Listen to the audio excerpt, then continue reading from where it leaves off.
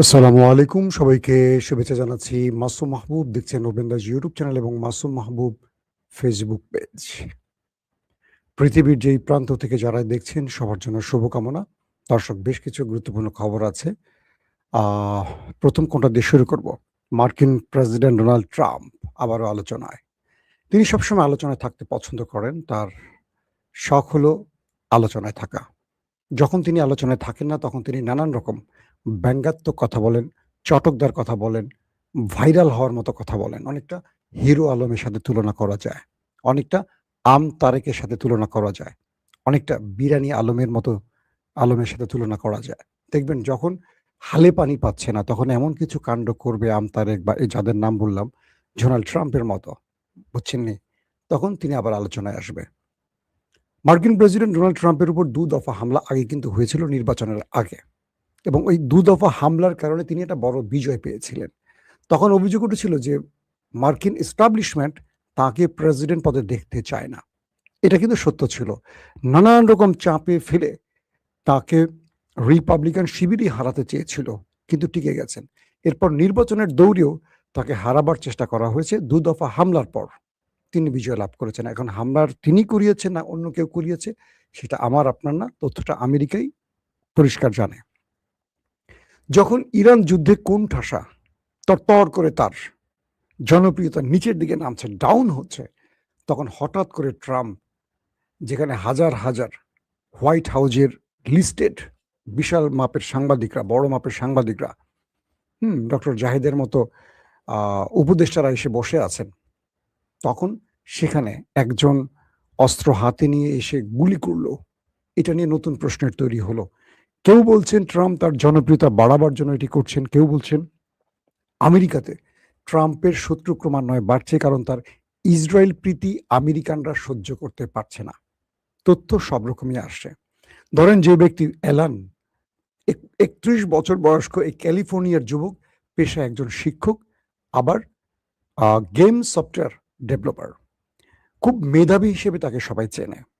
এই ৩১ বছরের যুবক অ্যালান কি করে এই অঞ্চলে, মানে এই হিলটন, একটা গুরুত্বপূর্ণ হোটেল যেখানে প্রেসিডেন্ট নিজে রাষ্ট্রের গুরুত্বপূর্ণ সাংবাদিকদের নিয়ে, আরো গুরুত্বপূর্ণ হাই অফিসিয়ালদের নিয়ে, ডেলিগেটদের নিয়ে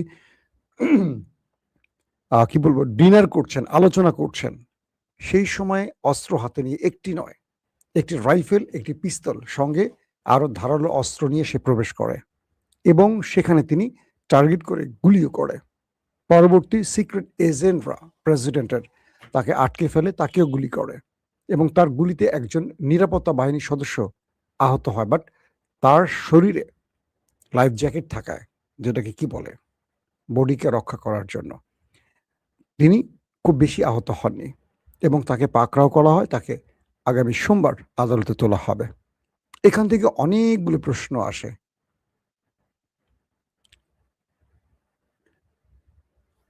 একজন লিখছেন, তার কমেন্ট আমার ভাল লাগছে। এই বেটা ডাক্তার জাহিদ নাকি তার বাবা হয়? ও আচ্ছা ভাই, সরি, মহসিন চৌধুরী আপনার বাবা হয় আমি তো জানতাম না। তো আমাকে বলবেন আগে, ডক্টর জাহিদকে বললে আপনার কষ্ট লাগে। আপনার বাবাকে আমি অসম্মান করলাম, এজন্য সরি। তো বাবা না দুলাভাই ঠিক বুঝলাম না। যাক, একটা হলেই হয়। মা বা বোনের স্বামী কাছাকাছি তো নাকি? মহসিন চৌধুরী, আপনার শুভকামনা। ভালো লোককে পাইছেন। তো এখন যেটা হইছে, ট্রাম্প, তার যে জনপ্রিয়তা কমছে, মধ্যবর্তী নির্বাচনে তিনি হেরে যেতে পারেন, সকল জরিপ সেই বিষয়টিকে ইঙ্গিত করছে। এতে করে এই গুলির ঘটনা তার জনপ্রিয়তাকে আবার বৃদ্ধি করতে পারে। এখন প্রশ্ন আসতে পারে, এটার সাথে জড়িত কারা? কিছু, কিছু মাধ্যম বলছে তার উপরে চাপ সৃষ্টির জন্য যে দেশটি বারবার তাকে যুদ্ধে জড়াবার চেষ্টা করছে, সেই দেশটির টার্গেট হতে পারে তাকে শুধু ভয় দেখানোর জন্য। হত্যা করার উদ্দেশ্যে এই গুলি হয়নি। কারণ ট্রাম্পের কাছ থেকে অনেক দূর থেকে গুলিগুলো করা হয়েছে। এত দূর থেকে গুলি করে সিক্রেট এজেন্সি, নিরাপত্তা বাহিনী, এত, এত গোয়েন্দার ভেদ করে এসে আক্রমণ করার কথা না। বা তিনি ঢুকছেন কিভাবে? ওই অঞ্চলে একটা ছোট ছুরি নিয়েও ঢোকার কথা না। সেখানে ঢুকলেন কি করে? অনেক প্রশ্ন আসছে। তো এখন যে বিষয়টি তৈরি হয়েছে, ধারণা করা হচ্ছে ওই দেশটি, যে দেশটির নাম নিলে চাকরি থাকে না, সে দেশটির কোনো এজেন্ট হতে পারে, যেভাবে কেনেডিকে হত্যা করা হয়েছে। নাম্বার 2, কেউ বলছেন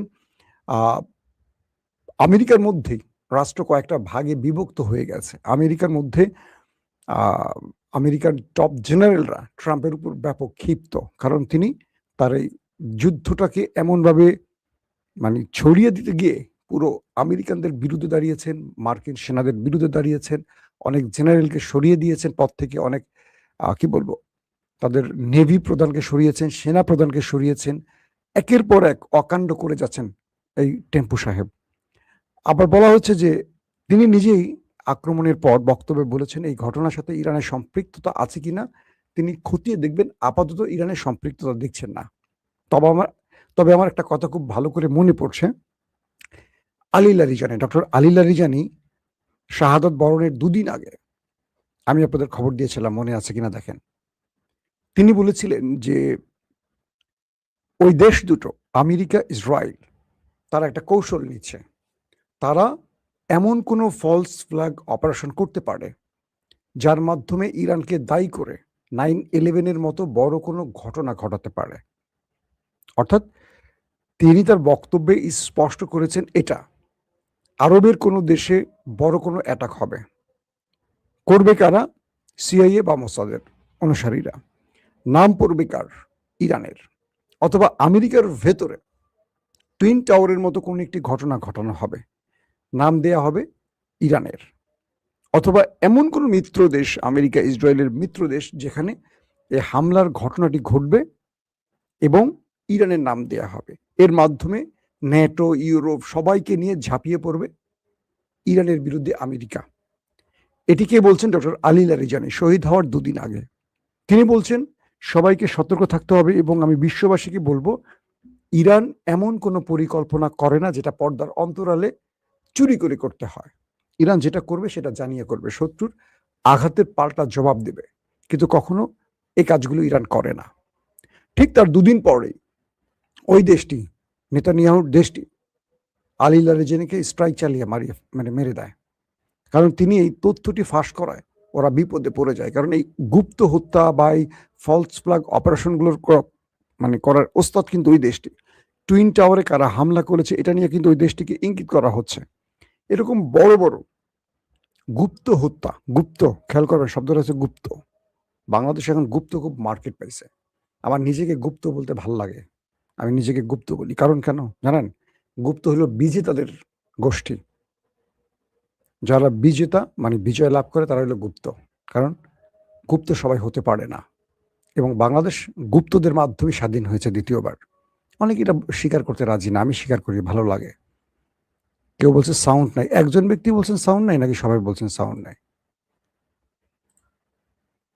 আপনাকে শুনতে পাচ্ছেন? আমার এখানে সাউন্ড শো করছে। যারা লিখছেন সাউন্ড নাই তারা বিরক্ত করতে আসছেন, মোটামুটি বুঝতে পারছি। আপনারা কি শুনতে পাচ্ছেন? ক্লিয়ার করে বলবেন। হালিশহর, চট্টগ্রাম, মাঝপাড়া থেকে বেলায়েত ভাই শুনতে পাচ্ছেন? ওকে, সাউন্ড ওকে। এই যে কিছু সুপ্ত এসছিল আমাকে বিরক্ত করতে, বুঝছেন? এরা হলো সুপ্ত, গুপ্তকে বিরক্ত করতে আসছে, বুঝছেন নি? এখন যে বিষয়টা তৈরি হয়েছে যে আমেরিকা এই খেলায় মোটামুটি হেরে গেছে। তো আলী লারিজানি যে বক্তব্যটি দিয়েছেন সেই বক্তব্যের কোনো সিমটম কিনা ট্রাম্পের উপর যে হামলাটি হলো, এবং এটা ট্রাম্প বিশ্বকে বোঝাতে চাইবে যে আমার উপর ইরান হামলা করেছে, এই ব্লাব ব্লাব ব্লাব। তবে তার যে ডাটা পাওয়া গেছে, অ্যালান তিনি মুসলিমও নন, ইরানেরও নন। তিনি আমেরিকার একজন শিক্ষক, আবার খণ্ডকালীন শিক্ষক, খুব মেধাবী যুবক এবং গেমস ডেভেলপ করা একজন ব্যক্তি। তার সাথে ইরানের কোনো সম্পৃক্ততা নাই। এখন যদি হাসিনার মতো হয়, কোনো মানুষকে ধরে মেরে বলবে আমার সাথে বিএনপির সম্পর্ক আছে, জামাত বিএনপির সম্পর্ক আছে, তারপর জামাত বিএনপিকে দৌড়ে হাসিনা, মনে আছে গত 15.5 বছর। আমার মনে হয় না আমেরিকা এত জঘন্য কাজ করবে, কারণ পৃথিবীর বড় বড় গণমাধ্যম বসে আছে সেখানে, উল্টাপাল্টা করলে তো ধরা খেয়ে যাবে। দর্শক, তো এই পরিস্থিতির মধ্যে আলী লারিজানির এই কথাটি আবারও আমরা সচক্ষে দেখলাম যে ইরানের ইতিমধ্যে ইরানকে দায়ী না করলেও সিমটম সেদিকে কিছুটা আভাস পাওয়া যাচ্ছে। আসেন 2 নম্বর খবরটি দিচ্ছি এবার। মার্কিন যুক্তরাষ্ট্র ইরানের একটি জাহাজ আটকালো। ইরান তারপরে আমেরিকার স্বার্থ সংশ্লিষ্ট ইসরায়েলি একটি জাহাজকে আটকালো কমান্ডো স্টাইলে। আমি আপনাদের ফুটেজ দেখিয়েছিলাম, মনে আছে কিনা? এরপর আমেরিকা ইরানের আরেকটি জাহাজ আটকালো। তো ইরান তখন বলছিল যে তোমরা যা কিছু করবো আমরা তোমাদেরকে ডবল শোধ দেব। তুমি $1 দিলে $2 দেবো, একটা ঘুষি মারলে 2টা ঘুষি মারবো।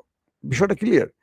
আজকের খবর হলো ইরান আরো 2টা জাহাজকে আবার আটক করে ফেলেছে, মার্কিন স্বার্থ সংশ্লিষ্ট অর্থাৎ ইসরায়েলি জাহাজ। এই জাহাজগুলো ইসরায়েলের মালিকানাধীন, কিন্তু বিভিন্ন নামে আসে, বিভিন্ন ফ্ল্যাগ উড়িয়ে আসে, যাতে ইরান বুঝতে না পারে। কিন্তু ইরানের কাছে তো তথ্য থাকে, গোয়েন্দা তথ্য। এই তথ্যের আলোকে ইসরায়েলি আরো 2টো জাহাজকে ইরান আটক করে ফেলেছে। এখন ট্রাম্প পড়ছেন মহা বিপদে, যে ইরান যা বলে তাই তো করতেছে, এখন কি করব আমরা? ট্রাম্প হরমুজে সবচেয়ে বড় কি বিপদে পড়েছে জানেন? ট্রাম্প ভেবেছিল যে ওমান সাগরে এসে হরমুজের মুখটা বন্ধ করে দিয়ে পৃথিবীর বাজার থেকে ইরান যে তেল গ্যাস রপ্তানি করে এটা বন্ধ করে দেবে। আজকে পর্যন্ত 80 থেকে 90টি জাহাজ এ পর্যন্ত ইরান অবরোধকালীন সময়, মানে মার্কিন যুক্তরাষ্ট্রের অবরোধকালীন সময় 80 থেকে 90টা জাহাজ ইরান তেল গ্যাস সহ পৃথিবীর বাজারে ছেড়ে দিয়েছে, পরিবহন করতে পেরেছে। তো এজন্য আমেরিকার ব্যর্থতার জন্য কিন্তু নৌবাহিনী প্রধান হয় পদত্যাগ করেছেন অথবা তাকে সরিয়ে দেয়া হয়েছে। আমেরিকাকে বারবার যে অভিযোগ দেয়া, মানে আমেরিকার উপর যে আমেরিকা ট্রাম্প যে তার নেভিকে অভিযোগ দিচ্ছে যে তোমরা ইরানকে থামাতে পারছো না কেন। তো ওরা বলছে যে আমরা ওই অঞ্চলে মুভ করতে পারছি না। কোন কোন অঞ্চলে যে ইরান মাইন পুঁতে রাখছে আমরা জানি না। আবার যখন আমরা মুভ করি ইরানের ড্রোন ছুটে আসে। ইরান তো পরিকল্পিত, ধরেন 2টা জাহাজ ছাড়ছে, তাদের ড্রোন উপরে আছে, যদি শত্রু টার্গেট করতে আসে হিট করবে এইভাবে। তো হরমুজ প্রণালী দিয়ে এক হিসেবে আমেরিকা ইরানের লাভ করছে। কেন? হরমুজ প্রণালী বন্ধের জন্য গালফ কান্ট্রির তেল মোটামুটি আটকে গেছে। তো তেল আটকে যাওয়ার কারণে এখন পৃথিবীর বহু দেশ ইরান থেকে তেল কিনছে। আবার তাদের উপর আমেরিকা নিষেধাজ্ঞা দিতে পারছে না, কারণ তারা আমেরিকার মিত্র। শুধু চীনের উপর নিষেধাজ্ঞা দিয়েছে। চীন তো এগুলোকে থোড়াই কেয়ার, কিচ্ছু মনে করে না, পাত্তাই দেয় না। তো একদিকে ধরেন আগে ইরান যদি $10 তেল বেচতো, এখন ইরান $100 তেল বেচতে পারছে। এই যুদ্ধের যে ক্ষতি ইরান পুষিয়ে নিচ্ছে।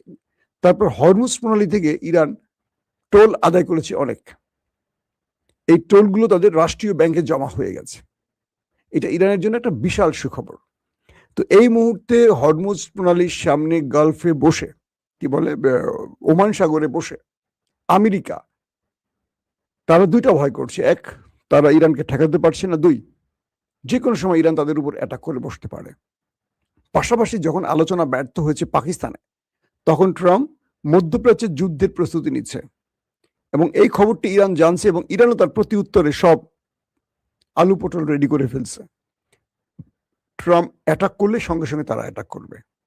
তো এখন যে অবস্থাটা তৈরি হয়েছে, মিস্টার ট্রাম্প তিনি যে কোনো উপায় একটা ফেস সেভিং এর জন্য নেপথ্যে মিশর, তুরস্ক এবং পাকিস্তানকে ব্যবহার করছে। তবে এই মুহূর্তে ফরম্যাটে বা লাইমলাইনে আছে পাকিস্তানের ফিল্ড মার্শাল আসিফ মনির। যা কিছু হচ্ছে আসিফ মনিরকে বলছেন, আসিফ মনির ইরানকে বলছে, ইরান আসিফ মনিরকে বলছে, যে কারণে ইরানের পররাষ্ট্রমন্ত্রী আব্বাস আরাগচি পাকিস্তান সফরটি শুরু করেছেন প্রথমে। পরবর্তী পাকিস্তানের একটি বিমান নিয়ে তিনি ওমানে চলে গেছেন। ওমান থেকে তিনি আবারও পাকিস্তানে আসবেন। পাকিস্তান থেকে তিনি আবার রাশিয়াতে যাবেন, তারপর ইরানে ব্যাক করবেন। এবং সবকিছু মিলে এই মুহূর্তে যে বিষয়টি মনে হচ্ছে যে ইরান আমেরিকাকে আর কোনো প্রকার ছাড় দিতে চাচ্ছে না। আমেরিকা যতটুকু চাচ্ছে যুদ্ধ এড়িয়ে চলতে, কিন্তু ইরান যে সুবিধাগুলো পাচ্ছে এই সুবিধাগুলো বন্ধ করতে চাইছে, হরমুজ প্রণালী, টোল আদায়, বিভিন্ন। কিন্তু ইসরায়েল আমেরিকাকে যুদ্ধ থেকে বাড়ি ফিরতে দিচ্ছে না। আর ইরানও কেন যেন মনে হচ্ছে এটা যুদ্ধ হোক চায়, কারণ ইরান এমনভাবে গুছিয়ে নিয়েছে। ইরানের অপশন 2টো, এক, তুমি যুদ্ধ চাইলে আসো, আর দ্বিতীয় হলো যদি যুদ্ধ না চাও তাহলে আমার শর্ত মানো। ইরানের শর্ত যদি মানে আমেরিকা বা ট্রাম্প, তাহলে আমেরিকার পরাশক্তি থাকে না, কোনোভাবেই থাকে না। তাই আমেরিকা একটা যুদ্ধের দিকে যাচ্ছে এখন। সেই জন্য তারা পুরো প্রস্তুতি নিয়েছে, পুরো মধ্যপ্রাচ্যে আবার অস্ত্র, মানে ক্যান্টনমেন্ট বানিয়ে ফেলেছে। যত রকম অস্ত্র, ড্রোন, মিসাইল, রিফুয়েলিং ট্যাঙ্কার, আকাশ প্রতিরক্ষা সিস্টেম, রাডার সিস্টেম সব হাজির করছে, যেগুলো ধ্বংস হয়েছে। আজকেও মার্কিন কয়েকটা গণমাধ্যমের স্পেশাল স্টোরিতে দেখলাম যে ট্রাম্প যে সংখ্যাগুলো বলেছেন তিনি অনেক কমিয়ে বলেছেন। তারা বলছে যে মধ্যপ্রাচ্যে, মানে গালফ কান্ট্রিতে ইরানের হামলায় যে পরিমাণ আমেরিকা ক্ষতিগ্রস্ত হয়েছে গত 50-60 বছরে এত ক্ষতি আমেরিকার হয়নি। পুরো গালফকে নাকি গালফের ভেতরে যতগুলো ঘাঁটি আছে প্রত্যেকটা ঘাঁটিকে লন্ডভন্ড করে ফেলেছে ইরান। তাই নতুন করে আবার তাকে বিভিন্ন জায়গা থেকে দক্ষিণ কোরিয়া থেকে চাওয়া হয়েছে, বিভিন্ন দেশ থেকে সাহায্য চাওয়া হয়েছে, জাপান থেকে সাহায্য চাওয়া হয়েছে। কেউ আমেরিকার ডাকে সাড়া দেয়নি। তাই আমেরিকা হাজার মাইল পাড়ি দিয়ে আবারও সামরিক অস্ত্র তাদের কি বলবো ইকুইপমেন্ট গুলো আবার পাকিস্তান কি বলে মধ্যপ্রাচ্যে এনে জড়ো করছে।